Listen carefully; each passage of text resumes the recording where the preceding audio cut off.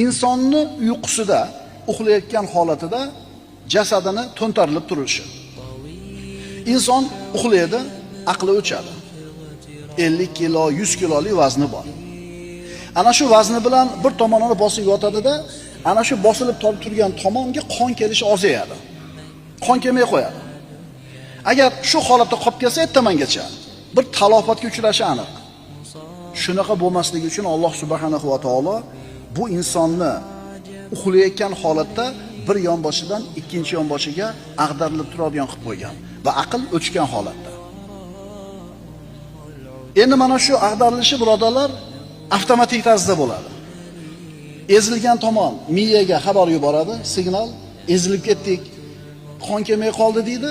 Miya sizni uyg'otmagan holda miyani bir qismi uyg'oq bo'ladi. Jasadga buyruq beradi, jasad to'ntariladi. Qarangda, bir kechada 20 marta, 30 martagacha to'ntariladi inson. Lekin uyg'onadimi? Yo'q-a?